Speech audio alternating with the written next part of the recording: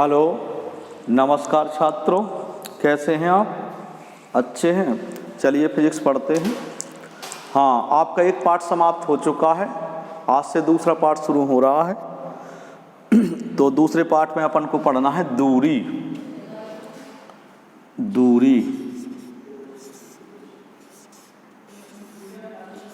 Distance, heading डाल लें आप लोग दूरी, अंग्रेजी लिख लें डिस्टेंस, DISTANCE,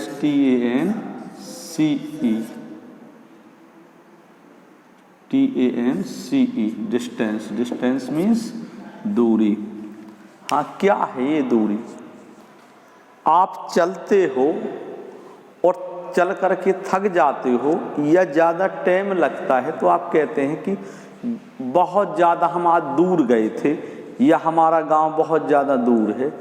आप लोग चले, थक गए या जाने में ज़्यादा टाइम लगा तो आप बताने लगते हो कि बहुत ज़्यादा दूर है। और यदि बहुत किसी स्थान पर जल्दी पहुंच जाओ, कम समय लगे, तो आप कहते हो कि नज़दीक है। तो आपने जो दूर या पास बताया, ये कैसे बताया? चल करके बताया या समय के आधार पर बताया? है ना, कहते हो बहुत ज़्यादा दूर है। तो दूरी का आकलन कैसे किया? चल करके या समय के आधार पर आपने दूरी का आकलन किया। ज़्यादा टाइम लगा तो बहुत ज़्यादा दूर है, कम टाइम लगा कम दूर है। या चलने से आपको बहुत ज़्यादा दूर लगा। तो जो रास्ता आप चले हो, है ना, वही आपकी क्या कहलाती है? दूरी। जो हम रास्ता चलते हैं उसी के आधार को हम कहते हैं कि दूरी है ये। आप घर से अपने गांव के बाजार गए, है ना, तो आप कहते हो बाजार दूर है या बाजार नज़दीक हो, यही तो कहते हो। तो चल करके देखा आपने, जो रास्ता आप जल्दी पहुंच जाओ कहते हो नज़दीक है, और जो रास्ते पर चल करके आप देर से पहुंचते हो वो कहते हो कि आप दूर है। तो दूरी का आकलन का आप काहे से करते हैं? चलने से करते हैं। दूरी का आकलन कैसे होता है? चलने से। तो जो रास्ता हम चलते हैं उसी को हम दूरी कहते हैं। चले गए रास्ते की लंबाई को क्या कहते हैं? दूरी। जो रास्ता हमने चला, जो दूरी हमने तय की, वही दूरी आपकी क्या कहलाती है? वही लंबाई उस रास्ते की क्या कहलाती? दूरी। तो चले गई रास्ते की लंबाई को दूरी कहते हैं। जो रास्ता आप चलते हैं, तय करते हैं, उसी को क्या कहते हैं? दूरी। तो हेडिंग डाल लें दूरी, डिस्टेंस, अंग्रेजी है डिस्टेंस, लिखें। चले गए रास्ते की लंबाई को दूरी कहते हैं। चले गए रास्ते की लंबाई को दूरी कहते हैं। चले गए रास्ते की लंबाई को दूरी कहते हैं। समझ में आ गया? चले गए रास्ते की, चलना का मतलब तय किए गए, तय करना। चला या वो दूरी आपने तय की, तो तय किए गए रास्ते की लंबाई को दूरी कहते हैं। ऐसा लिखें। अब कोई व्यक्ति चलेगा या कोई वस्तु चलेगी, किसी व्यक्ति या वस्तु द्वारा, शुद्ध परिभाषा अब लिखें। वो तो संक्षिप्त में लिखवा दी, चले गए रास्ते की लंबाई को दूरी कहते हैं, ऐसा आपने लिख लिया। अब और विस्तार से लिखें परिभाषा। अब कोई ना कोई तो व्यक्ति चलेगा या वस्तु चलेगी, तो लिखें किसी व्यक्ति या वस्तु द्वारा, किसी व्यक्ति या वस्तु द्वारा चले गए रास्ते की लंबाई को दूरी कहते हैं। पूर्णविराम, लाइन चेंज करके लिखें। यह एक अदिश राशि है। दूरी कैसी राशि? अदिश। यह एक अदिश राशि है। ठीक। अब आती है मात्रक की बारी। दूरी आप काय में नापोगे? मीटर में। बहुत ज़्यादा दूर है तो किलोमीटर में नापोगे, है ना। तो इसका जो मुख्य है वो लिख दें मात्रक में। इसका मात्रक क्या हो जाएगा? मीटर। और बहुत ज़्यादा दूर है तो किलोमीटर हो जाएगा, और बिल्कुल छोटी सी दूरी नापनी है तो वो मिलीमीटर हो जाएगी, मिलीमीटर से भी कम है ना, जो हम चलें तो लिखें इसका मात्रक मीटर है। किसी व्यक्ति या वस्तु द्वारा चले गए रास्ते की लंबाई को दूरी कहते हैं। यह एक अदिश राशि है, इसका मात्रक मीटर है। लिख लिया। अब हेडिंग डालें विस्थापन। विस्थापन, विस्थापन, डिस्प्लेसमेंट,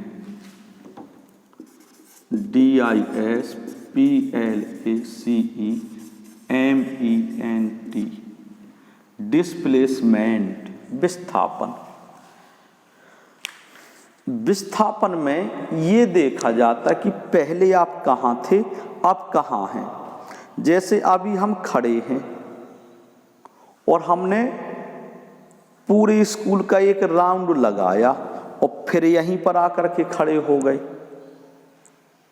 और हम कहें कि विस्थापन कितना है, तो विस्थापन में तो ये देखा जाए पहले आप कहाँ थे, अब कहाँ हैं। तो पहले भी हम यहीं थे और अब भी यहीं हैं, तो विस्थापन क्या हो गया, जीरो। पहले कहाँ थे, अब कहाँ हैं। अगर हम पहले जहाँ थे और अब भी वहीं हैं तो ये होता विस्थापन क्या हो जाएगा, जीरो। विस्थापन में पहले की स्थिति और बाद की स्थिति का आकलन किया जाता है। जैसे आप यहाँ से चले और 10 किलोमीटर दूर तक हो आए और फिर यहीं आकर के खड़े हो गए, और फिर पूछा जाए विस्थापन कितना है, तो जहाँ से आप चले वो आप वहीं पर आ गए तो विस्थापन जीरो होगा। ठीक।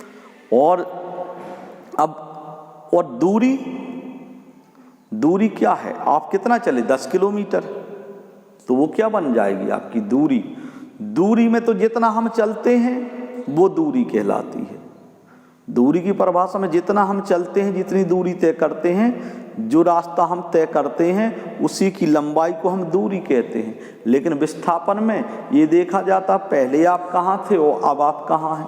जैसे हम यहाँ से चलना प्रारंभ करते हैं, समझिएगा, यहाँ से आपने चलना प्रारंभ किया, आप ऐसे गए, फिर ऐसे गए, फिर मन हुआ फिर ऐसे चले गए, फिर ऐसे गए, और फिर आप यहाँ आ गए।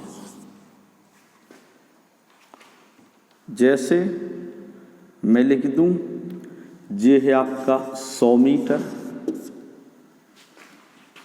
ये है आपका 50 मीटर, ये 50 मीटर चले, और ये आप 25 मीटर चले, ये आप 75 मीटर चले,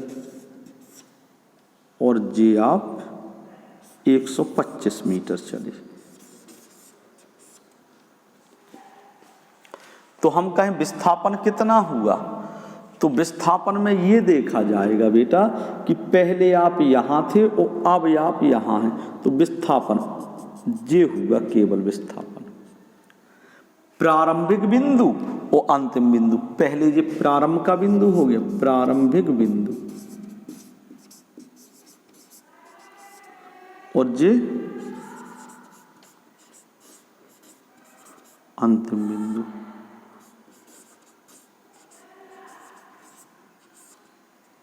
प्रारंभिक बिंदु और अंतिम बिंदु, पहले जहां थे और बाद में कहाँ हैं, इन दोनों के बीच की दूरी को विस्थापन कहते हैं। फिर तुम कहो बासर जी हम तो इतना चले, तो ये बेटा जो चले हैं ये दूरी है। आपने पहले 100 मीटर तय किया रास्ता, फिर 50 मीटर तय किया, फिर 25 मीटर तय किया, फिर 75 और फिर 125 मीटर तय किया, तो ये तो आप दूरी चले हैं। जितना हम रास्ता चलें वो दूरी है, और पहले कहाँ थे अब कहाँ हैं ये विस्थापन है। जितना आप रास्ता चलते हो, जितनी दूरी आप तय करते हो वो दूरी कहलाती है। जो रास्ते की लंबाई है वो सब दूरी है। रास्ते की लंबाई को ही दूरी कहा गया, चले गए रास्ते की लंबाई को दूरी कहते हैं। और विस्थापन में पहले कहाँ थे अब कहाँ, मतलब प्रारंभिक बिंदु अंतिम बिंदु के बीच की दूरी को विस्थापन कहते हैं।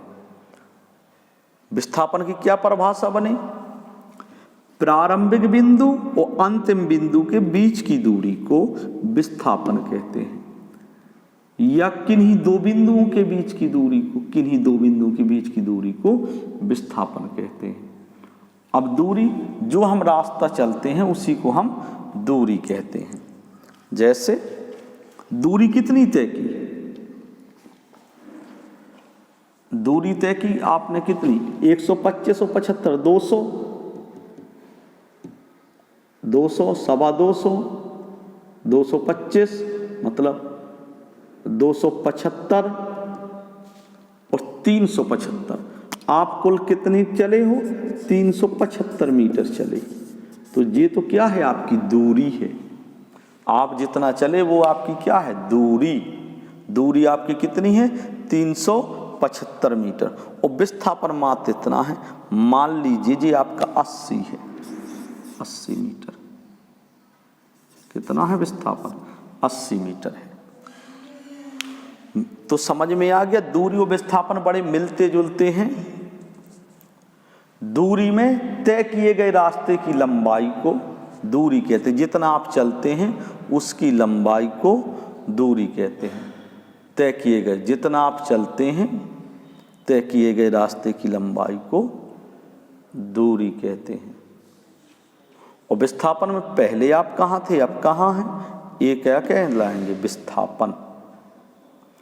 प्रारंभिक बिंदु अंतिम बिंदु के बीच की दूरी को विस्थापन कहते हैं और चले गए रास्ते की लंबाई को दूरी कहते हैं। तो दूरी कितनी है, 375 मीटर, इतना ही तो आप चले।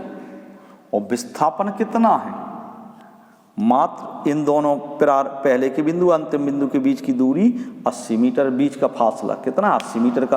तो विस्थापन मात्र 80 मीटर है, विस्थापन मात्र 80 मीटर है और दूरी 375। अगर आप चलते चलते ऐसे चलते चलते और फिर यहीं आ जाते, सोचिए आप यहीं से चलते और चलते चलते फिर आप यहीं आ जाते, तो विस्थापन क्या हो जाता, जीरो। भाई जिस बिंदु से चले वहीं आ गए तो विस्थापन जीरो हो गया।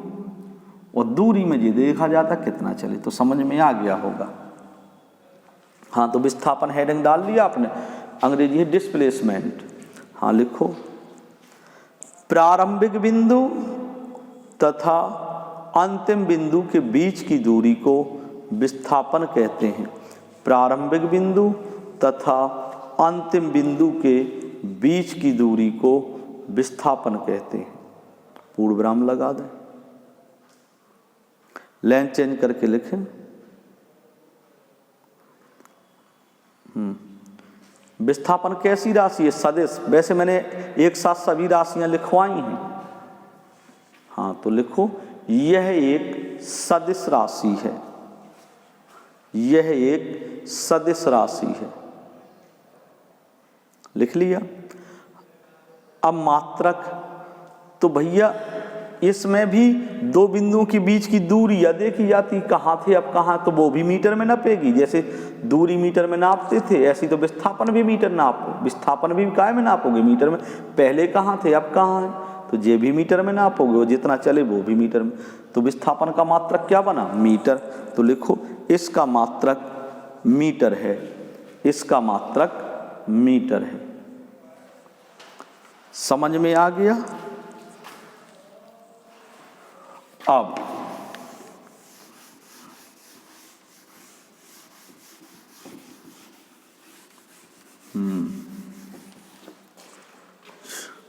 विस्थापन हो गया आपका।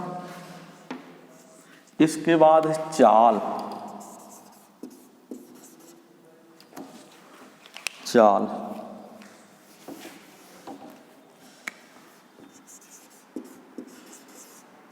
चाल बराबर होता है सूत्र दूरी बटे समय। आपने भी पढ़ा होगा, चाल बराबर दूरी बटे समय। समय बेटा कहाँ है, बटे में, बटे में। तो जब कोई चीज बटे में आए तो एक अंक लगा देते हैं। क्या लगाते हैं, एक अंक। एक अंक समय में, बटे में है ना समय। बटे के लिए, बटे में कोई चीज कब आती है, जब एक के बारे में पूछा जाए। जैसे हम कहते हैं 5 पेनों का मूल 20 रुपए है, 5 पेनों का मूल 20 रुपए है, एक पेन का मूल बताओ। तो 5 का भाग किस में दे दोगे? बीच में। कौन बटे में आ जाएगा? 5 बटे में आ जाएगा जब 1 के लिए पूछा जाए। तो यहाँ समय भी बटे में है, तो कितना हो गया समय? 1 सेकेंड, एकांक समय। 1 सेकेंड भी हो सकता है, 1 मिनट भी हो सकता है, 1 घंटा भी हो सकता है, इस तरह से समय हो जाएगा। तो आप एकांक बोल दो। एकांक का मतलब एकांक समय में चली गई दूरी को क्या कहेंगे? चाल। एकांक समय में चले गए रास्ते की लंबाई को चाल कहते हैं। जब हम समय के साथ चलें, जब हम आप क्या चलें? समय के साथ चलें, तो वही दूरी चाल बन जाती। देखो, जब बिना समय के चलें और रास्ता चलें, बिना समय के चलें, तो वो क्या है? दूरी। चले गए रास्ते की लंबाई को दूरी कहते हैं। तो अगर समय के साथ चलें, समय निश्चित हो जिसमें समय देख करके चल रहे हैं, तो वही दूरी क्या बन जाएगी? चाल। एकांक समय में तय किए गए रास्ते की लंबाई को दूरी कहते हैं। एकांक समय जोड़ दिया। देखो, दूरी की परिभाषा लिखी थी तो आपने क्या लिखी थी? चले गए रास्ते की लंबाई को। विचार करना, चले गए रास्ते की लंबाई को दूरी कहते हैं। इसको तो आपने दूरी कहा, कहते हैं दूरी। और इसमें चले गए रास्ते की लंबाई को दूरी कहते हैं। इसमें आप समय जोड़ दीजिए तो यही क्या बन जाएगी? देखो, एक शब्द भर आगे जोड़ दीजिए। एकांक समय। क्या जोड़ दिया? एकांक समय में। बस फिर वही लिख दीजिए। एकांक समय में समय जुड़ गया। एकांक समय में चले गए रास्ते की लंबाई को दूरी कहते हैं। ठीक, तो समय जुड़ जाएगा। बिना समय के आप चल रहे हैं तो उसको क्या कहेंगे? दूरी। बिना समय के चल रहे हैं तो इसको आप क्या कहेंगे? दूरी। और समय के साथ चल रहे हैं तो इसको आप क्या कहेंगे? चाल। तो लिखें चाल, हेडिंग डाल लें चाल। Speed, SPEED, speed, SPEED, speed. चाल में लिखो। एकांक समय में चले गए रास्ते की लंबाई को दूरी कहते हैं। एकांक समय में चले गए रास्ते की लंबाई को दूरी कहते हैं। एकांक समय में चले गए रास्ते की लंबाई को दूरी कहते हैं। दूरी कैसी राशि होगी? मैंने लिखवाया है, दूरी अदिश राशि है। तो चाल में क्या आई? दूरी आई। एकांक समय में चले गए रास्ते की लंबाई को चाल कहते हैं। एकांक समय में चले गए रास्ते की लंबाई को क्या कहा गया? चाल। चाल की परिभाषा क्या है? एकांक समय में चले गए रास्ते की लंबाई को चाल कहते हैं। तो चाल कैसी राशि हो जाएगी? आदेश। मैंने लिखवाया था तो लिखो, कहते हैं, पूर्ण विराम लगा दें, लाइन चेंज करके लिखें। परिभाषाओं को इनवर्टेड कॉमा में बंद कर दिया करो। लिखें, यह एक अदिश राशि है। यह एक अदिश राशि है।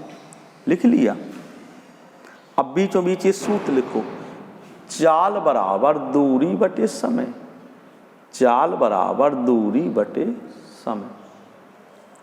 सूत्र लिख लिया। अब लिखो मात्रक। सूत्र लिखने के बाद हमेशा मात्रक आता है। सबसे पहले आपको राशि बतानी है, इसके बाद सूत्र लिखना है, सूत्र लिखने के बाद मात्रक बताना है, ये क्रम रहता है। तो देखो मात्रक। मात्रक देखो बनाए, क्या बनेगा? देखो मात्रक रटने नहीं है, बनाओ बेटा। ऊपर क्या है? दूरी। दूरी का मात्रक मीटर। दूरी का है में नापते मीटर, बटे समय का मात्रक सेकंड। तो इसका भी मात्रक क्या बना? मीटर प्रति सेकंड। लिखो। तो चाल का मात्रक याद हो गया, मीटर प्रति सेकंड। कैसे आया? तो ये भी आपने देखा। तो चलिए लिखिएगा चाल में। इसका मात्रक मीटर है। इसका मात्रक मीटर प्रति सेकंड है।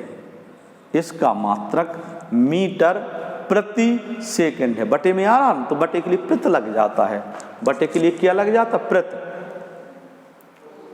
मीटर प्रति सेकंड। क्लियर है ना? मीटर प्रति सेकंड। क्लियर हो गया? समझ में आ गया? चाल बराबर दूरी बटे समय मात्रक, आप जान गए मीटर प्रति सेकंड। अब हेडिंग डालूं वेग। हेडिंग क्या डालेंगे? वेग। वेग अंग्रेजी लिख लो velocity, VELOCITY, velocity. VELOCITY, velocity. हाँ, वेग। वेग का सूत्र जो होता, बेटा लिखें सूत्र जरा। वेग बराबर क्या होता है? विस्थापन बटे समय। वेग बराबर विस्थापन बटे समय। सूत्र से ही अनुमान लग गया कि बटे में समय आया तो एकांक समय में, समय तो एकांक रहेगा, लेकिन विस्थापन आ गया तो विस्थापन में क्या देखते थे? पहले आप कहाँ थे, अब आप कहाँ हैं, मतलब दिशा देखते थे। दिशा देखते थे विस्थापन में। क्या देखते थे? विस्थापन में दिशा। तो वेग की परिभाषा में दिशा, जब हम एकांक समय तो चलें, एकांक समय में चलें, लेकिन कैसे चलें? निश्चित दिशा, दिशा तय करके चलें, जिसमें दिशा का भी ध्यान रख करके चलें, वो कहलाता वेग। तो एकांक समय में किसी निश्चित दिशा में चले गए रास्ते की लंबाई को क्या कहते हैं? वेग। एकांक समय में, समय तो एकांक लगेगा। देखो, एकांक समय में दिशा निश्चित कर दी। निश्चित दिशा में चले गए रास्ते की लंबाई को दूरी कहते हैं। एकांक समय में किसी निश्चित दिशा में चले गए रास्ते की लंबाई को विस्थापन कहते हैं। निश्चित दिशा भर कर दी, जो उपरोक्त परिभाषा लिखाई थी उन शब्दों पर गौर करिए। चलिए भाई, परिभाषा ज़्यादा याद नहीं करनी है, कुछ शब्द भर जोड़ना है। जैसे दूरी, दूरी में समय में कुछ न ले, चले गए रास्ते की लंबाई को दूरी कहते हैं। चाल में तुरंत उस ऊपर की परिभाषा में केवल एकांक समय भर जोड़ दें। एकांक समय में चले गए रास्ते की लंबाई को दूरी कहते हैं। इसमें भी वही लिखेंगे, एकांक समय, क्योंकि बटे में समय आया। एकांक समय में दिशा और निश्चित कर दो। किसी निश्चित दिशा में, दिशा निश्चित हो, जब समय के साथ साथ दिशा भी निश्चित हो तो वो वेग है। जब केवल हम चलें, समय निश्चित ना हो तो वो दूरी है। जब हम चलें और समय निश्चित हो तो चाल है। और जब हम चलें, समय निश्चित हो और दिशा भी निश्चित हो तो वो वेग है। तो एकांक समय में किसी निश्चित दिशा में, बस फिर वही जोड़ दें, चले गए रास्ते की लंबाई को वेग कहते हैं। लिखो तो, एकांक समय में किसी निश्चित दिशा में चले गए रास्ते की लंबाई को वेग कहते हैं। एकांक समय में किसी निश्चित दिशा में चले गए रास्ते की लंबाई को वेग कहते हैं। पूर्ण विराम, इनवर्टेड कॉमा में पूरी परिभाषा बंद कर दें, लाइन चेंज करके लिखें। अच्छा भाई, वेग कैसी राशि? दिशा निश्चित है तो सदिश राशि हुई ना। और इससे भी अनुमान, विस्थापन आया, विस्थापन कैसी राशि? सदिश। तो वेग भी कैसी राशि हो जाएगी? सदिश। तो लिखो, यह एक सदिश राशि है, यह एक सदिश राशि है, यह एक सदिश राशि है। आपने लिख लिया सदिश राशि। अब मात्रक बनाओ। देखो मात्रक क्या बनेगा आपका, मात्रक। विस्थापन का मात्रक मीटर, मात्रक क्या बनेगा मीटर बटे समय, तो मीटर सेकंड। मात्रक क्या बना मीटर प्रति सेकंड। लिखो तो इसका मात्रक मीटर प्रति सेकंड है, इसका मात्रक मीटर प्रति सेकंड है।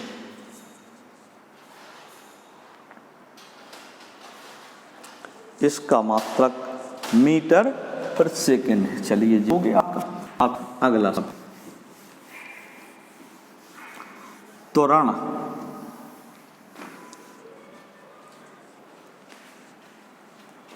त्वरण हेडिंग आप भी डाल लें। त्वरण आधा ता हुआ और रावड़ा रण। त्वरण एक्सलेरेशन ACCELERATION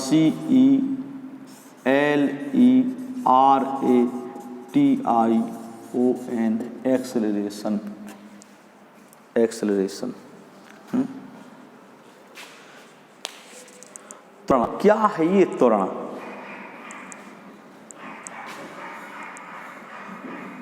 अगर आपके वेग में समान रूप से वृद्धि हो रही है, आपके वेग में समान रूप से वृद्धि हो रही है तो उसे हम कहते हैं त्वरण। समान वेग वृद्धि की दर को त्वरण कहते हैं। अगर वेग में समान रूप से वृद्धि हो रही, किसके साथ? समय के साथ। देखो त्वरण बराबर सूत्र होता है, त्वरण बराबर पहले भी सूत्र लिखा था, अभी भी त्वरण बराबर वेग परिवर्तन, वेग परिवर्तन बटे समय अंतराल। त्वरण बराबर होता है वेग परिवर्तन बटे समय अंतराल। त्वरण बराबर वेग परिवर्तन बटे समय अंतराल। वेग में परिवर्तन हो रहा हो और कैसे हो रहा हो? समय के साथ। वेग में परिवर्तन हो रहा हो, समय के साथ परिवर्तन हो रहा हो तो क्या कहते हैं? वेग परिवर्तन बटे समय अंतराल। और समय के साथ वेग में परिवर्तन हो रहा हो तो उसे क्या कहते हैं? त्वरण। तो समान वेग वृद्धि की दर को त्वरण कहते हैं। समान वेग वृद्धि की दर को क्या कहा गया? त्वरण। क्लियर है त्वरण की परिभाषा? समान वेग वृद्धि की दर को त्वरण कहते हैं। अगर और इसी तरह से वेग में कमी हो रही हो तो उसे मंदन कहते हैं। वेग बढ़ रहा हो तो त्वरण है। यदि वेग समय के साथ समान रूप से बढ़ रहा हो, यदि वेग समय के साथ समान रूप से बढ़ रहा हो तो त्वरण है। और यदि वेग समय के साथ समान रूप से घट रहा हो तो वो मंदन है। मंदन समझ में आया? तो लिखो त्वरण में समान वेग वृद्धि की दर को, समान वेग वृद्धि की दर को त्वरण कहते हैं। समान वेग वृद्धि की दर को त्वरण कहते हैं। त्वरण बराबर समान वेग वृद्धि की दर को त्वरण कहते हैं। पूर्ण विराम लगा दें, पूरी परिभाषा इनवर्टेड कॉमा में बंद कर दें। लिखो त्वरण कैसी राशि? वेग आया, वेग कैसी राशि? सदिश। तो लिखो यह एक सदिश राशि है, यह एक सदिश राशि है। इसे ए से प्रदर्शित करते हैं। काय से प्रदर्शित करते हैं? ए से, स्मॉल ए से। स्मॉल ए लिखना। इसे स्मॉल ए से प्रदर्शित करते हैं। इसे स्मॉल ए से प्रदर्शित करते हैं। मुझे लगता है लिख लिया। इसे स्मॉल ए से प्रदर्शित करते हैं। अब इसका सूत्र क्या बन जाएगा? देखो यदि कोई पिंड है, हम यहाँ से चलना प्रारंभ करता है और शुरू का इसका वेग है मान लीजिए u, पहले वेग को u से लिखते हैं। प्रारंभिक वेग u है, और टी समय बाद, टी अल्प छोटा सा समय ले लें, छोटा, तो छोटे के लिए डेल्टा लगा देते हैं। किसी चीज़ को छोटा प्रदर्शित करना तो उसके आगे डेल्टा लगा दो, डेल्टा टी समय ये चली और यहाँ इसका वेग बढ़ करके v हो गया। कोई वस्तु u वेग से चली, वो अंतिम वेग क्या हो गया v, u से चलती है और अंतिम वेग क्या हो जाता है v हो जाता है। तो वेग में परिवर्तन कितना होगा बताएं, वेग में परिवर्तन। जैसे हम कहें आपके पास 5 रुपए हैं, आपके पास 5 रुपए थे और अब आपके पास 7 रुपए हो गए, तो कितने रुपए का परिवर्तन होगा बताइए, 2 रुपए का। क्योंकि 5 तो शुरू में थे और बढ़ करके आपके पास हो गए 7 रुपए, 7 रुपए। पहले शुरू में 5 थे, बढ़ करके हो गए 7, तो कितने का परिवर्तन होगा। तो पहले जितने थे वो अपनी अलग कर लो, वो निकाल लो, तो 7 रुपया हो गए। तो 7 में से शुरू के रुपये निकाल लो, शुरू के 5 रुपया आप निकाल ले, 7 में से 5 गई 2 का परिवर्तन होगा। आपके पास कितने रुपए का परिवर्तन होगा 2 रुपए का परिवर्तन होगा। समझ में आया, कितने का परिवर्तन हुआ 2 का। इसी तरह से शुरू में वेग कितना था u और बढ़ करके कितना हो गया v, तो कितने का परिवर्तन हुआ, तो शुरू का अलग कर दें, मतलब शुरू का क्या कर दें अलग, अंतिम में से, अंतिम क्या है v में से क्या अलग कर दोगे u। समझ में आ गया, क्लियर है। तो v माइनस u हो जाता है। अब चलो तो इसे v और u कहाँ से आए ये भी बता दो। तो त्वरण बराबर वेग परिवर्तन। अब वेग में परिवर्तन कैसे निकलेगा, इस सूत्र को और डिटेल से लिख लो। त्वरण बराबर अंतिम वेग में से, अंतिम वेग में से प्रारंभिक वेग घटा दीजिए, प्रारंभिक वेग, अंतिम वेग में से कौन सा वेग घटा देंगे, प्रारंभिक वेग, और बटे समय अंतराल। ये भी वही सूत्र है, ये अंतराल। ठीक। अब किसी पिंड त्वरण को काय से लिखते हैं, ए से ए लिख लिए त्वरण की। अंतिम वेग को काय से लिखा था मैंने, v से, v लिख दिया। माइनस प्रारंभिक वेग को क्या काय से लिखते हैं, u से, और बटे समय अंतराल। समय का अंतर बहुत छोटा होगा तो छोटे के लिए डेल्टा लगा दो, समय को काय से लिखते टी, डेल्टा टी। तो a बराबर v माइनस u टी। इस सूत्र को उतार लीजिए आप लोग, उतार लिया, चलिए अच्छी बात। a बराबर v माइनस u बटे टी। अब हम क्या पढ़ेंगे, मात्रक। अब आप मात्रक निकालिए, मात्रक। तो भैया त्वरण का मात्रक क्या बनेगा, देखो लिखो। तो सूत्र है आपका वेग परिवर्तन बटे समय अंतराल। वेग का मात्रक क्या होता है, मीटर बटे सेकंड, मीटर प्रति सेकंड। ये तो वेग का मात्रक बटे समय अंतराल है, तो नीचे समय भी है तो भी फिर सेकंड लिख देंगे। कहाँ आया समझ में। वेग का मात्रक क्या होता, मीटर प्रति सेकंड, लिखवाया अभी बताया, मीटर प्रति सेकंड। और समय का मात्रक भी क्या होता है, सेकंड। तो क्या बन गया, मीटर बटे, बटे का मतलब प्रति, सेकंड, सेकंड का गुणा सेकंड स्क्वायर।